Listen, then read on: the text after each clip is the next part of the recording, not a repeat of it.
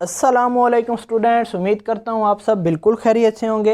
Welcome करता हूँ आपको अपने YouTube channel we make toppers पर। अज़ीज़ तलबा, आज हम सेकंड ईयर उर्दू की पेपर प्रेजेंटेशन के बारे में सीखने जा रहे हैं। इस वीडियो में मैं आपको नज़म के अशार की तशरीह करने का तरीक़ाकार बताऊँगा और ये भी बताऊँगा कि इसके मार्क्स कितने होते हैं, इसकी लेंथ कितनी होनी चाहिए और इसमें कोटेशन यानी हवाला जात वगैरह किस तरह से ऐड किए जाते हैं। तो आपने आखिर तक हमारे साथ वीडियो में जुड़ा रहना है। इंशाअल्लाह आपके तमाम प्रॉब्लम्स, तमाम क्वेश्चंस को मैं सॉल्व कर दूंगा। तो सबसे पहले ऊपर हमने हिस्सा इंशाइया की हेडिंग देनी है, क्योंकि आप अभी अपने पेपर में सब्जेक्टिव पार्ट स्टार्ट करने जा रहे हैं, तो इसके लिए हिस्सा इंशाइया की हेडिंग देना बहुत ज़रूरी है। तो आपने हिस्सा इंशाइया की हेडिंग दी है। हिस्सा इंशाइया की हेडिंग देने के लिए मैंने 605 ब्लू कट मार्कर को यूज़ किया है। इस तरह से आपने खूबसूरत करके लिखना है। हिस्सा इंशाइया की हेडिंग देने के बाद अब अगली हेडिंग हमारे पास है सवाल नंबर की, और नज़म के अशार की तशरीह का सवाल नंबर 2 होता है। और इस हवाले से एक अहम बात कि सवाल नंबर 2 के 2 पार्ट होते हैं। पहले पार्ट में नज़म के अशार की तशरीह होती है और दूसरे पार्ट में गज़ल के अशार की तशरीह। तो आपने इस बात का ख़ास ख्याल रखना है कि जो भी पार्ट आपने अटैम्प्ट करना है आपने उसकी हेडिंग ज़रूर देनी है। तो हम चूँकि नज़म के अशार की तशरीह कर रहे हैं तो ये पार्ट 1 है और हम अलिफ साथ ज़रूर लिखेंगे। अब हम 604 ब्लैक मार्कर को यूज़ करते हुए अगली हेडिंग देंगे, और ये हेडिंग है अशार की तशरीह।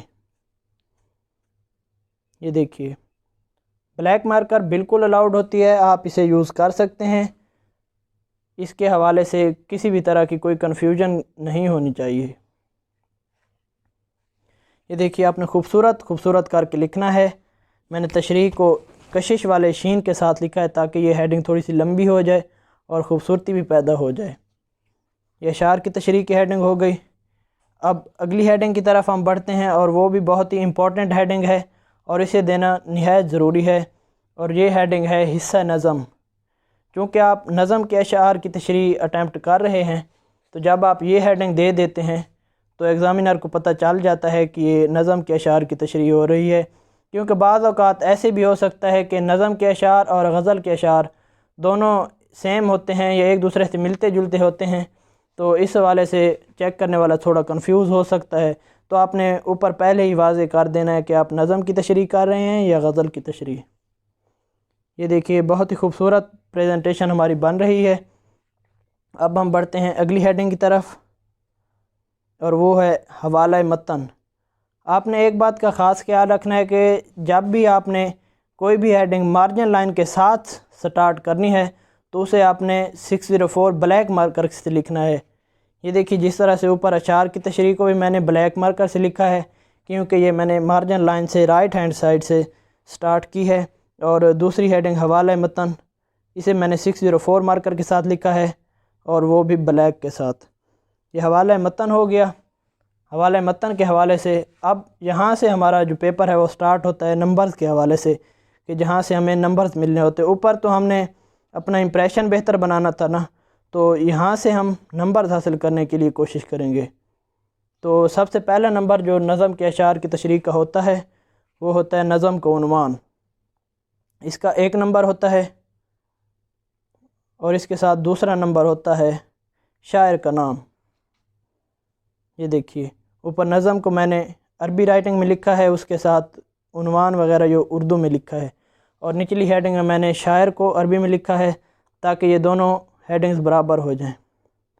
आपने इस बात का ख़ास ख्याल रखना है कि जो भी आप यहाँ राब्ता की अलामत लगा रहे हैं, ये दोनों अलामतें बिल्कुल एक दूसरे की सीध में ऊपर नीचे हों। ऐसा नहीं कि एक ऊपर हो और एक आगे हो और दूसरी पीछे हो, तो आपने इन्हें बिल्कुल बराबर लिखना है।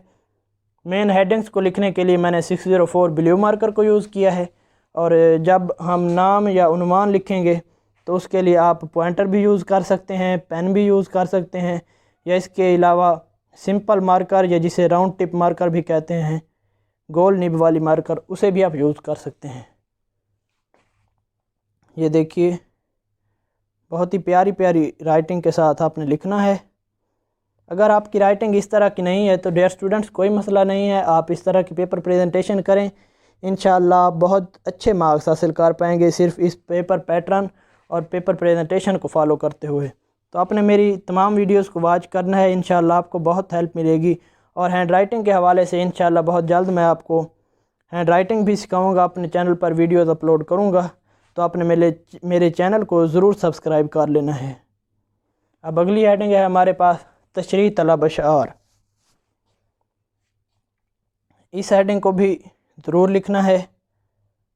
اتنی ہیڈنگز لکھنے سے ایک تو آپ کے پیپر کی خوبصورتی بڑھتی ہے، دوسرا آپ کے پیپر کی لینتھ بھی بڑھتی ہے، تو دونوں حوالے سے آپ کو فائدہ ہے۔ تو جو تشریح طلب اشعار ہیں انہیں لکھنے کے لیے آپ نے کبھی بھی 604 مارکر کو یوز نہیں کرنا۔ اگر آپ کرنا چاہتے ہیں تو کر لیں، لیکن میں آپ کو جو مشورہ دوں گا وہ ہے کہ آپ راؤنڈ ٹپ مارکر یوز کریں یا پھر آپ پوائنٹر یوز کریں۔ اور یہاں پر شعر لکھنے کا جو طریقہ ہے، آپ نے جب بھی سٹیٹمنٹ کے اشعار لکھنے ہیں جو کویسچن پیپر میں آپ سے پوچھے گئے ہوتے ہیں، آپ نے انہیں کبھی بھی پورا نہیں لکھنا، اس بات کا آپ نے خاص خیال رکھنا ہے، بلکہ آپ نے ایسے کرنا ہے کہ اس شعر کے 2 الفاظ شروع سے اور 2 الفاظ آخر سے انہیں آپ نے اپنے پیپر میں لکھ دینا ہے، جس طرح یہ دیکھیے میں لکھ رہا ہوں۔ پہلا شعر جو آپ سٹارٹ کریں گے، نظم کے دونوں اشعار کی تشریح اکٹھی کی جاتی ہے، تو آپ نے اس بات کا خاص خیال رکھنا ہے۔ تو پہلا شعر جب آپ لکھیں گے تو اسے آپ مارجن لائن کے ساتھ سٹارٹ کریں گے، اور دوسرا شعر آپ نے جہاں پہلا شعر اینڈ ہوتا ہے اس کے بالکل نیچے سے سٹارٹ کرنا ہے۔ یہ دیکھیے اس طرح سے ایک تو یہ ایک جیسے بن جاتے ہیں، یعنی الفاظ اوپر نیچے بہت ہی خوبصورت لگتے ہیں اور خوبصورتی پیدا ہوتی ہے آپ کے پیپر میں۔ اور یہ جو ڈاٹس لگاتے ہیں آپ اپنے پیپر میں، تو اس سے کیا ہوتا ہے کہ آپ کا ٹائم سیو ہو جاتا ہے۔ اگر آپ پورا شعر لکھنے بیٹھ جائیں تو اس میں ٹائم بہت زیادہ ویسٹ ہو جاتا ہے، اس کے بجائے آپ یہاں سے ٹائم سیو کر کے آپ اسے اپنے تشریح میں اس ٹائم کو لگائیں۔ اب ہماری اگلی ہیڈنگ ہے مفہوم کی۔ بہت سارے اسٹوڈنٹس مفہوم کے حوالے سے کنفیوز ہوتے ہیں اور بہت سارے کویسچنز بھی کرتے ہیں، تو اس حوالے سے آج میں آپ کو بہت گائیڈ کروں گا۔ آپ نے تمام پوائنٹس کو بہت اچھی طرح ذہن میں رکھنا ہے۔ مفہوم کے حوالے سے پوائنٹ نمبر 1 کہ کیا آپ کو مفہوم لکھنا چاہیے یا نہیں، تو ایک اہم بات یہ ہے کہ اگر آپ کو مفہوم بالکل ٹھیک آتا ہے تو آپ لکھ دیں، اور اگر آپ کو مفہوم ٹھیک نہیں آتا تو بالکل بھی نہ لکھیں، کیونکہ اس کے نمبرز نہیں ہوتے۔ اب پوائنٹ نمبر 2 ہے کہ مفہوم لکھنے کا فائدہ کیا ہوگا، تو اس کا فائدہ یہ ہوگا کہ اگر آپ مفہوم بالکل صحیح لکھیں گے تو ٹیچر مفہوم دیکھ کر سمجھ جائے گا کہ آپ کو شعر کا مفہوم آتا ہے، اور وہ بہت زیادہ پڑھے بغیر یا ہو سکتا ہے بالکل ہی پڑھے بغیر آپ کو اچھے نمبر دے دے، اور اگر آپ کا مفہوم غلط ہوگا تو اس کے الٹ بھی ہو سکتا ہے۔ اب پوائنٹ نمبر 3 ہے مفہوم لکھتے وقت ہر شعر میں سے آپ نے ایک امپورٹنٹ پوائنٹ کو مارکر یا راؤنڈ ٹپ مارکر یا پوائنٹر کے ساتھ ہائی لائٹ ضرور کرنا ہے۔ مطلب 2 اشعار ہوں گے آپ کے پاس، ایک پوائنٹ آپ نے اوپر والے اشعار سے ہائی لائٹ کر دینا ہے اور دوسرا پوائنٹ نیچے والے شعر سے۔ تو یہ پوائنٹ نمبر 3 ہو گیا۔ اب ہم بڑھتے ہیں کہ اس کی لینتھ کتنی ہونی چاہیے۔ تو لینتھ کے حوالے سے ایک شعر کا مفہوم 1.5 سے 2 لائنز پر مشتمل ہونا چاہیے، یعنی 1.5 لائنز منیمم اور 2 لائنز میکسیمم، اس سے کم اور زیادہ مفہوم نہیں ہونا چاہیے۔ اور یوں ان دونوں اشعار کو ملا کر منیمم 3 لائنز اور میکسیمم 4 لائنز پر مفہوم مشتمل ہوگا۔ تو امید کرتا ہوں آپ کو مفہوم کے حوالے سے یہ آپ کے جو کنفیوژن تھی وہ پوری ہو گئی ہوں گی، آپ کو سمجھ آ گئی ہوں گی۔ اب ہم بڑھتے ہیں اپنے اگلے پارٹ کی طرف، اور ہمارا اگلا پارٹ ہے تشریح۔ یہ بہت ہی امپورٹنٹ ہے اور اسٹوڈنٹس اکثر تشریح کے حوالے سے بہت زیادہ کنفیوز رہتے ہیں کہ تشریح کیسے کرنی چاہیے، کس چیز کی کرنی چاہیے۔ تو انشاءاللہ آپ کو آج کی ویڈیو میں یہ تمام باتیں میں کلیئر کر دوں گا۔ تو تشریح کی آپ نے ہیڈنگ دینی ہے۔ تشریح چونکہ مین ہیڈنگ ہے تو اسے آپ نے 605 مارکر بلیو کے ساتھ لکھنا ہے۔ میں کٹ مارکر یوز کرتا ہوں، اگر آپ کو کٹ مارکر سے لکھنا نہیں آتا تو کوئی بات نہیں، آپ سمپل مارکر سے بھی اس طرح کی پیپر پریزنٹیشن بنا سکتے ہیں۔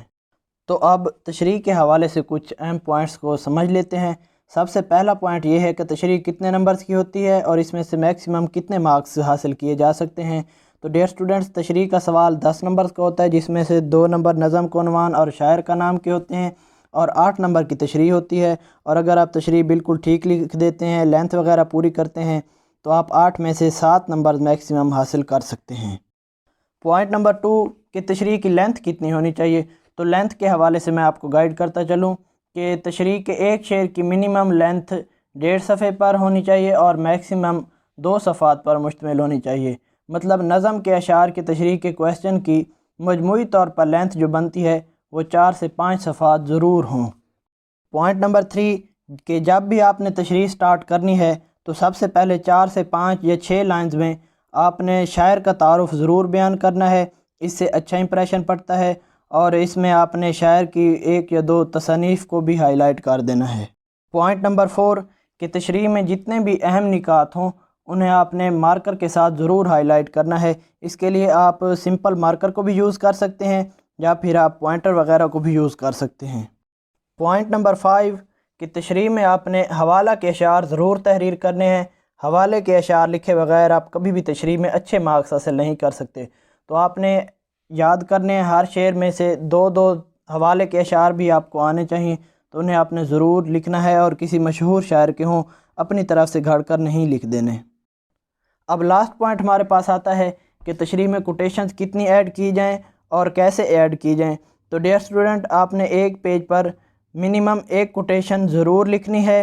اگر آپ کوٹیشن نہیں لکھتے تو آپ کبھی بھی اچھے مارکس حاصل نہیں کر سکتے۔ کوٹیشن کے حوالے سے ویڈیو میرے چینل پر اپلوڈڈ ہے، وہاں میں نے 8 پوائنٹس میں کوٹیشن کو لکھنے کا طریقہ کار بتایا ہے، آپ اسے ضرور دیکھ لیجئے، انشاءاللہ آپ کا یہ پرابلم سولو ہو جائے گا۔ تو یہ ہماری تشریح کی اوورآل پوری پریزنٹیشن بنتی ہے، بہت ہی خوبصورت پیپر پریزنٹیشن آپ اس طرح ہی کر سکتے ہیں۔ حصہ انشائیہ سوال نمبر، یہ دیکھیے جتنی بھی مین ہائی لائٹس ہیں انہیں ہم نے مارکر کے ساتھ لکھا ہے، یہ دیکھیے نظم کو عنوان، اور یہاں پر میں نے پہلے بھی بیان کیا ہے کہ جو مارجن لائن کے ساتھ اوپر والی ہیڈنگز ہیں انہیں ہم نے بلیک مارکر کے ساتھ لکھا ہے۔ اب ہم دیکھ لیتے ہیں کہ جو مٹیریل میں نے اس ویڈیو میں یوز کیا ہے وہ دیکھ لیتے ہیں کہ میں نے کون کون سی مارکرز یا چیزیں یوز کی ہیں۔ تو ڈیئر اسٹوڈنٹس، آپ نے بھی اسی طرح سے یوز کرنی ہے۔ 605 مارکر ہے اور 2 604 مارکرز ہیں، اور اس کے علاوہ 1 پوائنٹر ہے میرے پاس۔ تو امید کرتا ہوں آپ کو ویڈیو پسند آئی ہوگی۔ ویڈیو کو لائک کیجئے اور دوستوں کے ساتھ شیئر کیجئے، اور چینل کو ضرور سبسکرائب کر لیجئے۔ انشاءاللہ آئندہ بھی میں آپ کے لیے ایسی ہی مفید ویڈیوز لاتا رہوں گا جس سے آپ کو بہت ہیلپ ملے گی۔ تو ملتے ہیں اگلی ویڈیو میں، مجھے اپنی دعاؤں میں یاد رکھیے گا۔ اس وقت تک کے لیے اجازت دیجئے، اللہ حافظ۔